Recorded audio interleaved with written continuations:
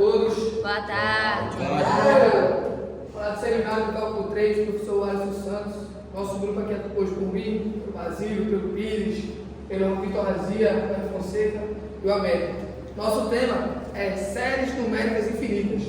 E vamos começar falando, pode passar por favor, falando a diferença entre, aqui tem um índice antes, o que a gente vai abordar no nosso tema. Pode botar, depois botar. Vamos falar da definição de séries e sequências, a diferença entre convergência e divergência da série, critérios de convergência, série de potência, série de Taylor binomiais e também a série McLaren. Pode passar. Pronto, eu vou começar apresentando aqui, falando um pouco sobre a diferença entre sequência e séries. Primeiro, o que é uma sequência? Uma sequência é uma lista ordinária de números reais. Por exemplo, uma sequência dos números naturais. 1, 2, 3, 4, 5, até infinito. E o que seria uma série? A série ela é exatamente a soma de todos os termos dessa sequência. A gente usa uma série exatamente para somar todos os termos da sequência. Por exemplo, a soma dos números naturais, por exemplo, 1 mais 2 mais 3 até o infinito. Pode passar para tudo. Obrigado. Agora vamos lá. Vou falar um pouco sobre sequências infinitas e dar alguns exemplos. Uma sequência infinita ela é uma espécie de sequência que, como já diz o nome, ela não tem fim. Um exemplo disso seria a sequência dos números naturais, no exemplo que eu falei antes, que vai do 1, né, até infinito. Então, vamos determinar. E alguns exemplos a gente tem aqui. Ó. Por exemplo, o que eu acabei de falar, dos números naturais, as sequências dos números inversos naturais, que é só fazer 1, aí 1 sobre 2, 1 sobre 3, até o infinito também. Isso aqui é conhecido também como sequência harmônica. Uma sequência alternada, menos 1, 1, menos 1, 1, também vai. Sequência geométrica, aquela sequência geométrica que vai aumentando geometricamente. Por exemplo, o 2 elevado a n, o 4 elevado a n. Então, assim a gente vai fazendo vários tipos de sequências. E existem, aqui são exemplos mais básicos, só que existem muitos outros também exemplos de sequência. Agora eu vou falar um pouco sobre séries, que é o nosso tema, séries infinitas. E o que é uma série infinita? Como eu falei no início, série normal é a soma de um elemento da sequência. Então, série infinita é a soma infinita de termos da sequência. Aqui está representado como o somatório de n igual a 1 até o infinito, de a elevado a n. E esse a elevado a n a gente vai escolher dependendo do nosso tipo de série. Aqui a gente tem alguns exemplos. Por exemplo, a série geométrica com R, o modo de R menor que 1. Que é esse R, o arbitário, que seria igual a N ali no caso, menor que 1. Então a gente tem aqui, ó, somatório de N igual a 0 até o N infinito, do R sendo 1 sobre 2 elevado a N. Então o que seria essa série? Seria quando N valer 0, vai 1 sobre 2, igual a 0 vai valer 1. N vale 1, vai valer 1 sobre 2, N2, 1 sobre 4. E assim vai fazer todo o somatório dessa sequência e a gente vai saber que o resultado vai convergir para 2. Isso aí a gente vai ser explicado um pouco mais à frente, no nosso amigo, né, sobre a convergência, tudo isso, e vai dar para entender melhor. Mas é só 1, todo esse somatório aqui, depois vai convergir para 1. Então 1 mais 1 vai dar 2. Vai estar nessa série geométrica nesse primeiro exemplo. Temos também, por exemplo, de série exponencial, a função do número de Euler elevado a x, e como é que a gente faria esse caso? Nesse caso é um caso um pouco mais aprofundado, certo? E vamos lá. Esse caso vai ser um pouco mais bem explicado pelo Basílio, quando eu vou falar a parte dele. Eu vou falar aqui muito por cima, só para dar uma introduçãozinha. Por exemplo, quando ele vale 0, vai em cima, vai dar 1, e embaixo vai dar 1, então vai começar com 1. E o x, aí x ao quadrado sobre 2 fatorial, x ao cubo sobre 3 fatorial, x a 4 sobre 4 fatorial, e todo esse número vai convergir para quanto? Para o número de Euler elevado a x, para todo x pertencente ao real. Agora tem o outro tipo de série também, que é a série alternada convergente. E um exemplo dessa série é a série de Leibniz. Como é que a gente faz essa série? Essa série vai ser o somatório de n igual a 1 até o infinito de quem? De menos 1 elevado a n mais 1 sobre n.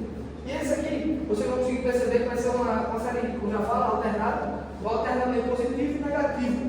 seria 1 menos 1 sobre 2, mais 1 sobre 3, menos 1 sobre 4, mais 1 sobre 5, assim até o infinito. E esse somatório, não está aparecendo aqui, mas esse somatório ele vai tender para o LN de 2. Com todo esse resultado, para fazer toda essa soma, vai tender para o LN de 2. Pode passar, por favor. Agora eu vou falar sobre o limite de uma sequência, tanto de forma intuitiva como de forma formal. Na forma intuitiva, a gente tem que o limite de uma sequência, ele é o quê? Ele é numericamente igual ao valor fixo nos quais o tempo da sequência se aproxima. Por exemplo, a gente vai ter alguma sequência e toda essa sequência vai se aproximar do mesmo valor, um valor fixo. De forma formal, né, com todos os nossos grandes objetos, o limite de n tendendo ao infinito de AN é igual a L. Se e somente se todo universo é maior que zero, natural, n maior que n, tal que, levando ao modo de AN menos L menor que o de eu. Então, o AN igual a 1 sobre n vai ser o quê? O limite de AN com n tendendo ao infinito vai igual a zero. Essa aqui é a definição formal do limite da sequência. Vou falar agora sobre a série geométrica, como eu tinha falado antes já, que foi esse exemplo que eu dei. De uma forma geral, aqui a gente sem colocar valor, seria o somatório de m igual a zero até o infinito, do a vezes r elevado a n. Esse r a gente define como o R quiser e vai dar o valor dessa sequência aqui, depois que a gente fizer toda a substituição, toda a valor do A, valor do R. Isso aqui foi um exemplo que eu voltei antes, já vou falar. Vou aprofundar para pode passar, por favor. Agora, um exemplo de série harmônica, que eu também falei antes. Aqui é só mais um pouco mais detalhado, para ficar mais. Melhor entendido. Série harmônica é dividida no somatório de n igual a 1 no infinito, de 1 sobre n. Esse n vai variar, a gente vai escolher, certo? Quando a gente for variando de 1, 2, 3 até o infinito. E cada termo ele investe no número natural, certo?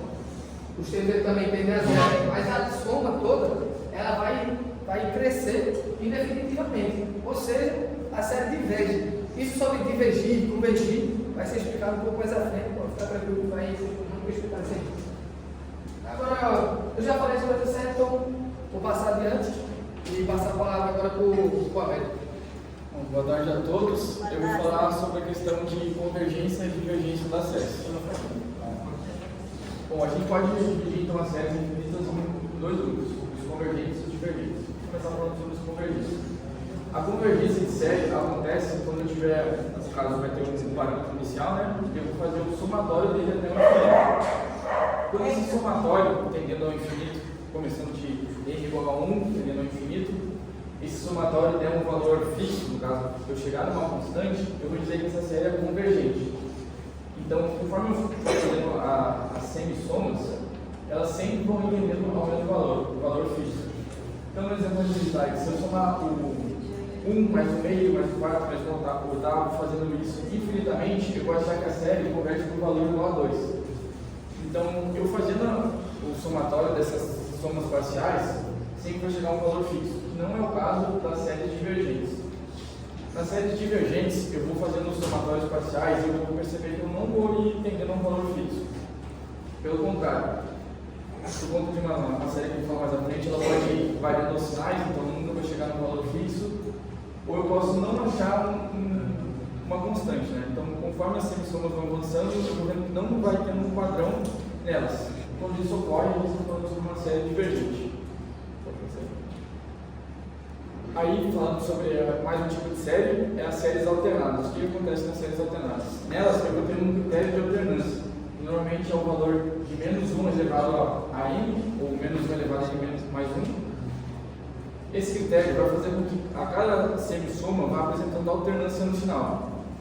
Então, como a gente pode ver no exemplo aqui, eu vou ter menos 1 meio somado com mais 2 quintos, somado com menos 3 décimos, ou seja, eu vou fazendo esse somatório e vou vendo que há uma alternância de sinal, entre positivo e negativo. Então, fazendo essa soma, eu vejo que ela não vai estar chegando a um valor fixo. Isso é uma característica de série alternada. E essa constante de alternância não necessariamente vai ser o menos 1 elevado a alguma coisa. A gente pode ter séries alternadas quando a gente envolve parâmetros geométricos. Então, se uma função, em termos geral, a gente tiver cosseno ou seno, a gente também pode ver a presença dessas séries alternadas. Pode passar. Aí na convergência a gente pode falar sobre duas formas de convergência, a absoluta e a relativa. Falando da convergência absoluta, acontece quando? Nas minhas simissomas eu aplico o módulo. Aplicando o módulo em cada simissoma, eu vou ver que ainda assim a convergência mantém. Ou seja, então a cada soma parcial eu aplico o módulo e ainda assim, após aplicar esse módulo, a série vai convergir para o mesmo valor. Então, o que eu posso dizer? Quando isso acontece, aplicando o módulo e a convergência se manter, ela é uma convergência absoluta. Então, toda convergência absoluta também é uma convergência comum. A gente pode falar isso. Então, aqui nos exemplos, a gente tem uma série de menos 1/2, mais 1/4, menos 1/8. Quando eu aplicar o módulo, a nova série vai manter essa convergência que mantinha antes da aplicação do módulo. Quando isso acontece, eu posso falar que é uma convergência absoluta. Pode passar. Condicional. Eu falei convergência relativa, mas é condicional. Aí no caso da convergência condicional, o que acontece? Eu vou ter as semisomas, né, as somas parciais, e eu vou aplicar o módulo. Porém, nesse caso, a convergência não vai ser a mesma da convergência anterior. Então, aplicando o módulo, a gente não vai chegar no mesmo resultado da convergência anterior. Quando isso acontece, a gente diz que é uma convergência condicional. E nessa tem que ter um certo cuidado, por quê? Uma convergência condicional não quer dizer necessariamente que a convergência anterior, o termo geral anterior é uma convergência. Então, ela pode ser uma série divergente quando eu tiver a condicional. Então, um exemplo, uma série harmônica alternada. Eu vou fazer o somatório de 1, menos 1/2, mais 1/3, menos 1/4. Eu vou ver que quando eu aplicar o módulo, essa série vai estar divergindo. Ou seja, eu não posso garantir que ela vai ser uma convergência nos dois casos, aplicando o módulo e sem o módulo. Então, nesse caso, ela é uma convergência condicional. Aí, antes de falar dos exemplos clássicos, eu vou falar só sobre o teste de Leibniz, porque como eu abordei as séries alternadas, é importante. Então, pode voltar para o slide de série alternada? Mais um? Aí. Quando a gente fala sobre as séries alternadas, tem o critério de Leibniz, que depois, falando dos critérios, que vai ser abordados mais à frente, mas eu vou falar desse específico que eu estou abordando as séries alternadas. Então, por exemplo, quando eu tiver um somatório de um termo geral, que envolve o menos 1 elevado a n mais 1 vezes o AN, ou no caso de AN positivo, eu vou ter que menos 1 elevado a n. Então, para eu saber se essa série é divergente, o que vai ter? O AN mais 1, ele é menor do que o AN, ou seja, conforme eu vou avançando a série, os valores vão diminuindo, é uma série decrescente. Aí, no caso do critério de Leibniz, são dois parâmetros. Esse é o primeiro, a série ir decrescendo conforme vai avançando, e o limite. Então, analisando o limite desse AN, eu vou ter que, quando o n tende ao infinito, o limite tende ao zero. Então, quando a série está relacionada com esses dois parâmetros, fazendo esse teste, então eu vou saber, é uma série alternada pelo critério de Leibniz. Pronto, pode passar. Aí eu trouxe 4 exemplos falando de cada série, que é temos a série geométrica convergente, a série harmônica alternada, está relacionada com a convergência condicional, então no módulo eu vou ver a diferença. A série harmônica, que é uma série divergente, e a série de Taylor, que é uma série convergente. Então, esses exemplos, por avançar na apresentação, vão ser abordados de forma mais aprofundada. Então, em relação à convergência e divergência, série alternada e alguns exemplos, é isso que eu tinha para falar. Agora a apresentação vai continuar. É isso. Boa tarde, eu vou falar sobre critérios de divergência. Primeiro, a gente vai apresentar também primeiro quando a série converge absolutamente, a série diverge e a série é inclusiva no critério. O que acontece? Quando a série ela assume o valor menor que 1, a gente vai assumir que a série converge absolutamente. Se a série for maior que 1 ou igual ao infinito, tendendo infinito, a série vai divergir, não vai assumir nenhum valor. E quando a série for igual a 1, a gente não conclui nenhum objetivo, a gente não chega a nenhum valor. Então a gente vai ter que encontrar outras soluções para poder chegar ao resultado. Primeiro eu vou falar sobre o critério de raiz ou Cauchy, né? Raiz de Cauchy. Quando a gente tem um somatório de 1 até infinito, com o termo AN, a gente vai assumir que existe a série vai assumir uma raiz enésima. Essa raiz enésima, a gente vai fazer uma manobra matemática para poder chegar ao valor. Aqui eu tenho um exemplo que é de uma série que é 1 sobre 2 elevado a n. Dentro da raiz enésima, isso aqui vai sair de forma fácil da raiz. E aí a gente vai chegar no resultado que é menor que 1. Se é menor que 1, vai convergir absolutamente. A gente diz também que o limite de n tendendo ao infinito dessa função aqui, dessa série aqui, também vai tender ao mesmo valor. Tendendo ao mesmo valor que é menor que 1, a série vai convergir absolutamente. Agora a gente vai falar do critério da razão ou razão de D'Alembert. Esse é o primeiro critério que a gente utiliza para poder saber se as séries convergem ou divergem, ou chegam a valores que a gente conhece. A gente vai pegar a função, a série, vai somar 1 e vai dividir por ela mesma. Fazendo isso, a gente faz o limite de n tendendo ao infinito. Jogando aqui no exemplo, a gente pode ver que o desenvolvimento matemático sempre vai fazer cortar algum valor, vai fazer cancelar algum valor. Cancelando algum valor, essa série vai apresentar para a gente um valor que vai ou convergir absolutamente ou divergir. Nesse caso aqui, no segundo exemplo, diverge. Por quê? Quando eu abri o denominador aqui, ele cortou esse valor e ainda assim, ainda sobrou um valor que tendia a 1, porque quando você faz o orbital aqui, quando o limite está tendendo a infinito, você faz um orbital, esse termo aqui vai tender a 1. Se tender a 1, já que sobrou um 2 na multiplicação, vai ser 2 vezes 1, que é 2. 2 é maior que 1. Então, diverge essa série.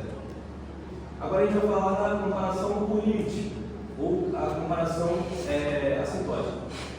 Como a gente sabe se essa comparação ela vai divergir ou convergir? A gente pega duas séries que a gente já tem o resultado.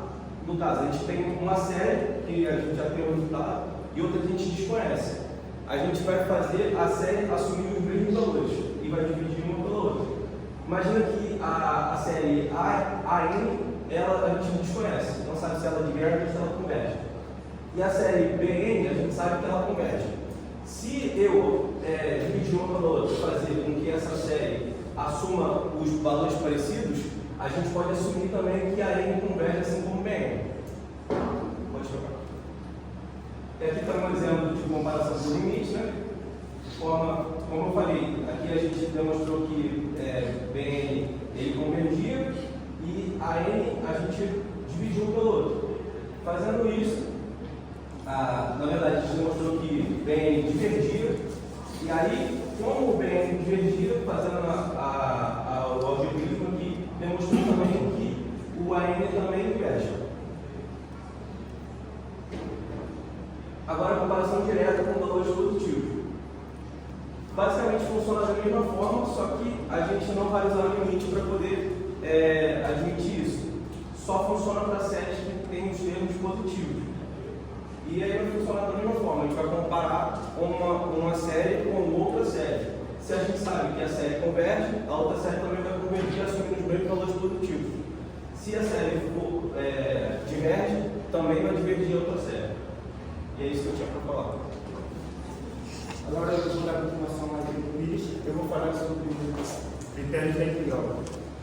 Para começar, o que é critério da integral?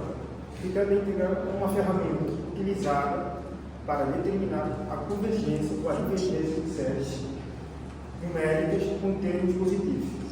Ele compara a soma dos termos da série com a integral de uma função correspondente. Seguindo aí a lógica, quando se aplica o critério da integral? Quando se utiliza o critério da integral, primeiramente, a série tem que ter números positivos, ou termos positivos. O termo geral da série pode ser associado a uma função contínua, positiva e decrescente. Não necessariamente tem que ser decrescente, pode ser contínua. Outro teste de convergência, é o teste de convergência. A da razão ou da raiz, que ele já falou. São inclusivos ou mais difíceis de aplicar. Exemplo, o exemplo que eu ia utilizar era da série harmônica, mas só que o aluno Fabinho já falou sobre isso. E é isso. Resumindo por isso, a integral converte, a série converte. A integral diverge, a série converte. Este critério serve para verificar se a soma infinita de termos é controlada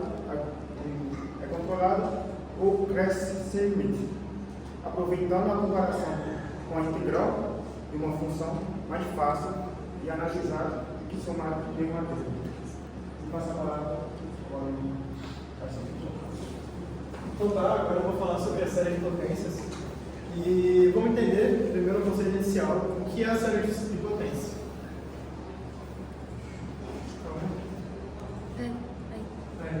A série de potência nada mais é que uma soma infinita, que parece com um polinômio, mas com infinitos termos. A forma geral da série de potência é, temos essa expressão, que vai ser a somatória de N a 0 infinito, tem uma N, que vai ser o coeficiente real complexo, meu x, que é a minha variável, e o c, que é o centro da minha série. Tudo isso elevado a n. É como um polinômio infinito, que pode representar funções complicadas de forma muito prática, especialmente quando não conseguimos escrever essa função de formas exatas. Só que atenção, não funcionam em todos os valores de x. Existe um conceito muito importante, que é o raio de convergência. O raio intervalo de convergência. Quando está falando de um raio de convergência, ele consegue potência determina os valores de x para os quais a série converge. Para uma série, como eu mostrei anteriormente, existe um número real maior ou igual a zero, chamado de raio de convergência.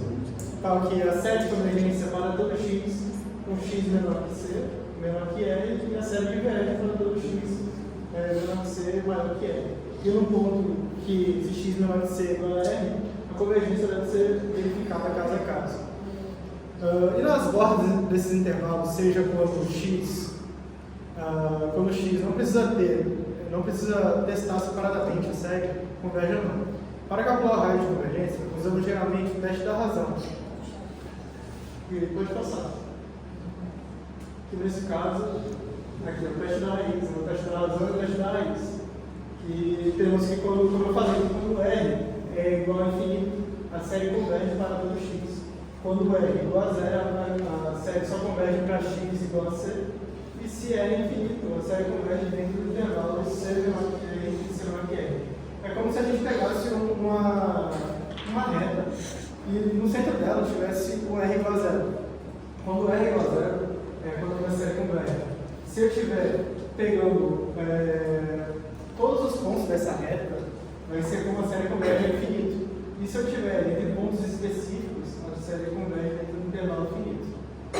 Esses testes nos dizem qual é a distância a partir do centro C, do qual a série converge. Uma vez que conhece o raio, podemos determinar o intervalo de convergência e testar os extremos separadamente.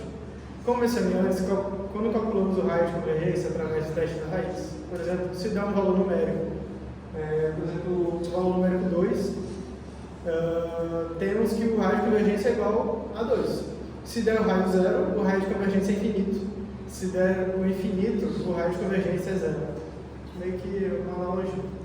Uma das grandes vantagens da série de potências é que podemos derivar a integral termo a termo, dentro do intervalo de convergência. Isso facilita muito nossos cálculos. Pode passar. Como eu falei, esse aqui é um exemplo que a gente não aprofundar tanto em exemplos. Então a gente pode passar mais um, por favor. Aqui, por exemplo, uma das séries de potências mais básicas e importantes serve como base para manipulações como derivações e expressões. Como temos 1 menos o x, a gente sabe que isso aqui deveria ser 1 menos x maior que 0, ou seja, o x vai ser menor que 1. Pode passar. Agora falando da derivação da série de potências, da integração da série de potências, temos que ela quer dizer que a série representa uma função, que podemos derivar ou integrar em função inteira apenas manipulando seus coeficientes. Muito útil em equações diferenciáveis. Por exemplo, temos aqui uma derivação e aqui temos uma integração. Ela mais é que a volta para a nossa derivada. Né? Ou seja, em resumo, séries de potências são uma forma poderosa de representar funções, como somas infinitas. Elas possuem raios convergentes que definem onde são válidas e como os testes certos conseguimos determinar esses raios com precisão. Mas ainda podemos derivar e integrar essas séries facilmente, o que é uma enorme vantagem em comparação com outras representações de funções. Entender séries de potências é um passo fundamental para que aprofundar seus conhecimentos em matemática aplicada, física, engenharia e até computação. Então é isso que eu queria falar sobre séries de potência. Agora, o Basílio vai continuar a nossa apresentação. Bem, dando continuidade a toda essa preâmbulo, explicação bem elaborada dos meus amigos aqui de grupo, vamos entrar agora em aplicações específicas das séries de potência, das somas infinitas, que é a série de Taylor e McLaurin. Então, as séries de Taylor e McLaurin são ferramentas matemáticas usadas para aproximar funções complexas por polinômios. Então, eu uso um polinômio, tratando ele como uma soma infinita, para me aproximar de funções, principalmente quando essas funções elas são complexas, elas são difíceis, e eu não consigo trabalhar com elas além de didaticamente, além de academicamente. Quando eu quero partir para aplicação, para prática, eu prefiro mais trabalhar com esse tipo de convergência, sabendo que elas podem ser usadas como uma igualdade, certo? Então essas aproximações elas são muito úteis, né, especialmente em contextos onde calcular a função original é muito difícil, como eu acabei de falar, né? Ou até impossível, como na engenharia, na física, na economia e até na informática. Né? Nós temos aqui a representação do Taylor e do McLaurin, e que são dois grandes físicos importantes nessa área do cálculo. Né? Essa aqui é a representação da série de Taylor, e pode passar para dar uma aproximação. Em específico, a série de Taylor ela vai aproximar uma função, uma f de x, por um polinômio centrado no ponto A. Ou seja, eu vou ter um polinômio com n termos, certo? Eu posso ter 5, 4, 10 termos. Quanto mais termos eu tiver, melhor será a convergência, ou seja, melhor será a aproximação. Eu consigo trabalhar mais com praticidade, com mais ênfase na minha função. E quando eu tenho o t, pode ser o b, né? Ele vai ser FA, que é a própria função, mais a primeira derivada sobre um fatorial vezes x menos a. Vocês podem ver que seguindo eu vou ter a segunda derivada sobre o 2 fatorial, e eu tenho o mesmo termo se repetir, ou seja, o x menos a, menos o a seria um ponto que a função está centrada, está se aproximando, ela vai dar 2, seguindo a terceira derivada sobre o 3 fatorial, que multiplica x menos a elevado a 3. Então, após explicar o que é a série de Taylor, nós conseguimos identificar onde encontrar, onde eu consigo saber quais são os coeficientes dele. Né? Então, eu sempre tem primeira derivada com o denominador 1 fatorial, segunda derivada com o denominador 2 fatorial, e assim sucessivamente. Terceira derivada com 3 fatorial, e sempre lembrando do expoente elevado. Então eu consigo identificar quais são os coeficientes da série de Taylor através disso, né? Aqui seria a representação do polinômio de Taylor quando eu tenho até n termos, certo? Então se eu tiver 10 termos, eu vou ter essa quantidade de derivadas e uma soma finita, né? Uma soma, então eu posso caracterizar como polinômio. Já quando esse meu n ele é infinito, eu vou seguindo somando infinitamente, eu passo a chamar não mais de polinômio de Taylor, e sim de série de Taylor. Então eu posso aplicar esse somatório que vai de 0 até infinito, da derivada enésima, centrada no ponto sobre o n fatorial, a quantidade de vezes, um x, que seria o valor que eu vou usar, menos o valor centrado no ponto elevado ao expoente n também, certo? Pode passar, por favor. Um caso específico da série de Taylor seria a série de McLaren, certo? Que não deixa de ser também uma série de Taylor, mas com o ponto que eu estou me aproximando centrado em zero, ou seja, o A ele vale zero. Então, acabei de dizer, o caso particular dele centrado no ponto A igual a zero, ou seja, ela é usada quando se quer aproximar a função perto da origem, certo? Então vocês podem ver que a fórmula, né, essa explicação aqui, ela é a mesma, só que onde eu tenho A, eu vou ter o zero, certo? Então, consegui saber o que é série de Taylor, consegui diferenciar o que é série de Taylor e McLaren, já sei identificar os coeficientes. O que eu preciso mais saber?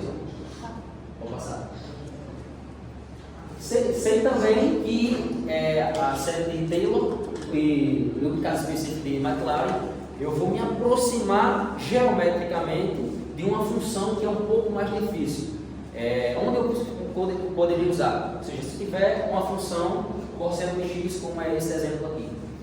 Se eu quisesse chegar num resultado que o cosseno de x entraria, que seria mais próximo dele, como é que seria essa representação geométrica da série de Taylor? Seguindo as contínuas derivadas, eu teria a derivada do cosseno de x seria menos seno de x, a derivada do menos seno de x seria menos cosseno de x, e assim sucessivamente. Quando eu tenho, parto para a McLaren, onde está centrado o A na origem, eu vou ter os resultados sucessivos também. 1, 0, menos 1, 0, 1, 0, menos 1, 0, e assim ele vai seguindo esse ciclo, certo? Entrando mais nesse exemplo e dando um foco agora visual, nós vamos seguir agora a prestação em alguns gráficos. Quando eu tenho meu P de 0, ou seja, eu vou ter o cosseno de x, né? Seria essa linha azul, seria a função cosseno, eu vou ter 1, ou seja, eu tenho um ponto que ele se aproxima muito da minha função, do cosseno de x, ou seja, essa reta aqui que está tangenciando, está se aproximando de x quando eu tenho P de 0. Quanto mais eu somo, quanto mais eu vou derivando, eu vou mais me aproximando por mais tempo. Pode passar? Você pode ver agora, eu tenho meu P de 2, ou seja, passou o P de 0, P de 1, cheguei em P de 2. Eu tenho 1 menos, podem ver que eu já tenho.